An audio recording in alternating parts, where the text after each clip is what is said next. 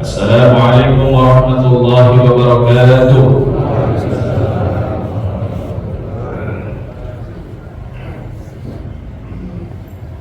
Salam buat bangga.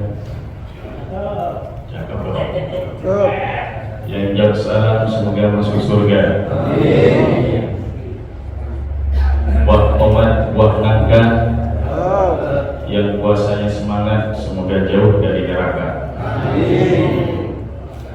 Masya Allah. Buat durian, kelapa sawit. Bapak-bapak yang keren, semoga banyak duit. Oh, gila ada duit. Langsung hilang ngantuknya. Alhamdulillah. Alhamdulillah wa kafa wassalatu wassalamu ala sayyidina Mustafa wa ala alihi wa sahbihi syarafa, amma ba'du. Bersyukur kita panjatkan kepada Allah Subhanahu wa taala dengan mengucapkan alhamdulillah, alhamdulillah, berselawat kepada Rasulullah dengan mengucapkan Allahumma shalli ala sayyidina Muhammadin. Jamaah yang dirahmati oleh Allah Subhanahu wa taala. Pada kesempatan kali ini menyampaikan ada 3 hal yang kata Imam Ghazali agar selamat dunia dan akhirat. Yang pertama, 3 hal agar kita selamat dunia akhirat, kata Imam Ghazali, harus memilih makanan yang halal. Falyanzuril insanu ila ta'amih. Harus selektif dalam memilih makanan. Kenapa harus selektif? Bapak naik motor pernah? Belum pernah naik motor, Pak? Jangan bengong, Pak. Naik motor, bahan bakarnya apa? Bensin. Ada yang pertalite, ada yang pertamax. Coba dicampur dengan air, gimana? Mati. Bisa gak jalan? Itu baru motor, itu baru kendaraan. Apalagi dalam tubuh kita, makan dan minum, Masya Allah, jangan sampai tercampur makanan yang haram. Kita sudah menahan dari subuh dan fajar sampai terbenamnya matahari, kita tahan untuk puasa kita, al-Isya. Tapi ternyata ketika ada udah mau iftar, iftarnya ada hal-hal yang dilarang oleh Allah Subhanahu wa taala. Maka jangan sampai memberikan nafkah, memberikan makanan kepada keluarga kita yang haram, karena itu adalah malapetaka buat kita dan buat keluarga. Inilah kenapa kita harus selektif dalam memilih makanan. Ada seseorang yang sangat luar biasa, Ibrahim bin Adham. Luar biasa sangat selektifnya, kezuhudannya. Di waktu haji, setelah selesai haji di Mekah, mau rencana ke Masjidil Aqsa. Namun dia hinggap dulu di pelataran atau di dekat Masjidil Haram, ada yang jual kurma, dia beli kurma. Setelah beli kurma, ternyata ada yang satu jatuh kurmanya. Dia anggap kurma yang satu jatuh itu adalah yang dia beli, padahal bukan. Dimakan kurma tersebut. Setelah nyampe ke Masjidil Aqsa, karena lama, nggak seperti sekarang, 4 bulan.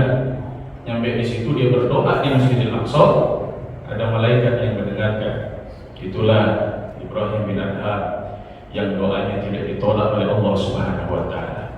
Tapi malaikat yang satu bilang, sekarang udah enggak lagi, karena dia memakan kurma, satu kurma 4 bulan yang lalu yang bukan haknya. Langsung seketika jamaah yang kamu mengatakan Allah Subhanahu wa taala, karena tidak ingin sia-sia selama 4 bulan dia beribadah, dia balik lagi ke Mekah. Untuk apa? Untuk mencari yang menjual kurma tersebut, diminta halalnya. Namun ternyata yang dijumpai adalah seorang pemuda. Dia bertanya, "Wahai pemuda, kemana yang bapak-bapak yang biasa jual kurma di sini?" 1 bulan yang lalu sudah meninggal. Innalillah. Terus Anda siapa? Saya adalah ahli warisnya, saya anaknya. Dia ceritakan kronologisnya, singkatnya dia minta kurma itu dihalalkan. Kata si pemuda, ya nggak apa-apa sama saya, tapi masih ada 11 lagi saudara saya yang menjadi ahli waris. Masya Allah, diminta itu yang 11 orang alamatnya sama Ibrahim bin Adham untuk diminta harapnya didatangin satu persatu. Setelah ditunaikan semuanya, balik lagi ke Masjidil Aqsa, dia berdoa, Tuh kata malaikat, bilang lagi Ibrahim bin Adham, sekarang doanya nggak diterima, udah ditolak. Tapi malaikat satunya lagi, sekarang gagal lagi. Kenapa? Karena dia sudah minta dihalalkan kurmanya kepada ahli warisnya. Masya Allah. Padahal satu kurma jemaah yang dirahmati oleh Allah, kullu lahmin nabat minal haram fannar awlai. Maka setiap ketika ada yang tumbuh dari daging kita ini terbuat dari hal-hal yang haram, fannar awlai, maka neraka yang pantas baginya. Oleh karena itu, mari jemaah yang dirahmati oleh Allah Subhanahu wa taala selektif dalam memilih makanan. Karena kalau kita selektif dalam memilih makanan, jadi apapun amanah. Jadi pedagang amanah, jadi pemimpin amanah, minimal pemimpin dalam keluarga kita. Kullukum ra'in wa kullukum mas'ulun an ra'iyati. Gimana Rasulullah? Luar biasa, sampai ada Maisar. Maisar ini bukan perempuan tapi laki-laki, namanya cuma Maisar. Itu memata-matai Nabi. Bagaimana Nabi sukses dalam berdagang ketika dengan Khadijah? Ternyata Masya Allah, Nabi Muhammad SAW dengan kejujurannya tuh, jadi amanah. Nah, kita bekerja menjadi karyawan ataupun bekerja di pinggiran jalan atau bekerja dalam perusahaan, insya Allah kalau hal yang masuk dalam diri kita, maka pikiran-pikiran jernih. Kenapa? Karena sudah di dalamnya bercampur dengan hal-hal yang baik, maka pikiran jernih. Tapi kalau berkumpul, bercampur dengan hal-hal yang haram, pikirannya pikiran negatif. Ada maling yang mikirin, ayo kita bangun masjid, kemudian kita bikin sholawat bersama. Nggak ada. Maling itu ketika dia berpikir gimana bisa sukses lagi dalam misinya. Kenapa? Karena sudah ditumbuhi dengan hal-hal yang haram, maka ditobatin di bulan Ramadan ini. Allah Subhanahu wa taala Maha Pengampun, Bapak yang dirahmati oleh Allah. Bukan hanya setiap saat, bukan hanya setiap bulan, bahkan setiap tahun ini disediakan bulan Ramadan agar diampunkan oleh Allah Subhanahu wa taala. Itu yang pertama. Yang kedua, kata Imam Ghazali, mujalasatul ulama, kita harus berkumpul dengan ulama. Karena ulama warasatul anbiya. Ulama itu adalah warisan Nabi. Nabi mewariskan dua, Bapak yang dirahmati oleh Allah, dengan keturunannya dan juga dengan ilmunya. Kalau dengan keturunannya dengan dzurriyyah seperti Habaib, itu adalah keturunan Nabi. Meskipun nggak berilmu kita hormat, karena karena ada nasab. Tetapi kalau ulama, harus dibuktikan dengan keilmuannya, barulah dia menjadi pewaris Nabi. Al-ulama warasatul anbiya. Man jalasa jalas wa man jalasa jalas. Siapa yang duduk, dia akan masuk bagiannya. Kalau kita bergabung dengan tukang yang minyak atau yang jual parfum, nggak dapat parfumnya, nggak dapat minyaknya, dapat wanginya. Tapi mohon maaf, yang pandai besi, kemudian bakar-bakar, nggak dapat apinya, apa yang kita dapatkan? Dapat asapnya. Maka ar-rajulu ala dini khalilih, orang itu tergantung agama temannya, harus hati-hati. Makanya kita harus berkumpul dengan orang yang punya berilmu agar kita selamat. Ini yang kedua.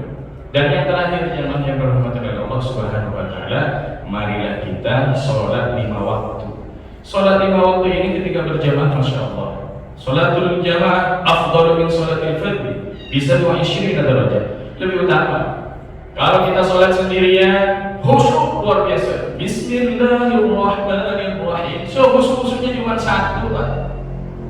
Tapi kalau sholat berjamaah seperti kita ini di Masjid Muhajirin, Masya Allah, imamnya nggak khusyuk, barangkali ada satu makmum yang khusyuk, dapat. Nggak usah semuanya, imam, makmum nggak ada yang khusyuk, tapi dilihat sufufakum, dilihat dari shotnya.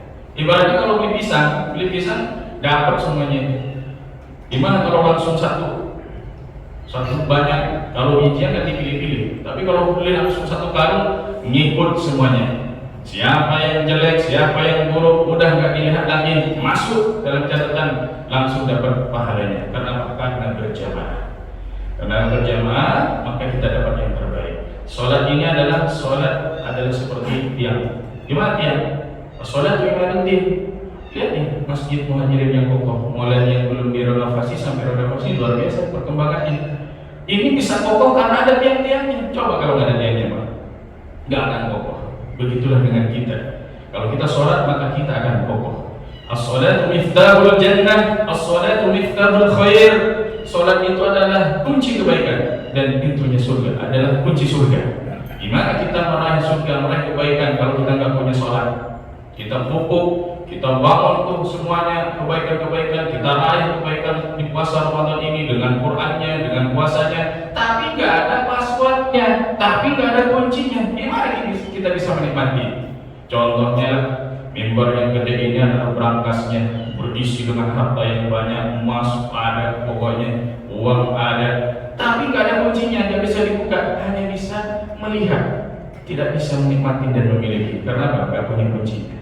Atau bapak misalkan keluar bawa kartu, nyampe di ATM, udah luar biasa, kartu punya, saldonya banyak, pas nyampe di ATM, pinnya lupa, nggak bisa diambil. Kenapa? Karena tidak punya PIN-nya atau passwordnya. Dan PIN atau password ini adalah dengan sholat. Sama dengan kita, kebaikan-kebaikan kita ini, Masya Allah, yang kita raih nanti kalau nggak ada kuncinya, maka hanya bisa melihat saja, tidak bisa menikmati. Maka sholat harus dijaga. Seperti kepala nih, kalau sholat, orang nggak punya tangan masih bisa hidup, orang nggak punya kaki masih bisa hidup, bahkan ginjal pun diambil masih bisa hidup, tapi orang nggak punya kepala mustahil bisa hidup. Sepakat?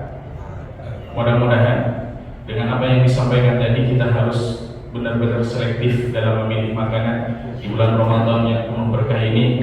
Kita pupuk jangan sampai pahala-pahala dengan kita duduk dengan ulama, kita sholat, kemudian kita selektif dalam memilih makanan, pahala dari Qur'annya dan puasanya nanti habis. Kata Imam Ghazali itu seperti buah diiris-iris. Gimana? Kalau buah diiris-iris, semakin diiris, semakin habis. Kita nggak mau yang seperti itu. Mudah-mudahan ziyadatul khair, semakin bertambah amal kebaikan kita sehingga mendapatkan predikat takwa. Amin ya rabbal alamin. Ini saja yang bisa saya sampaikan. Kurang lebihnya mohon dimaafkan. Wassalamualaikum warahmatullahi wabarakatuh.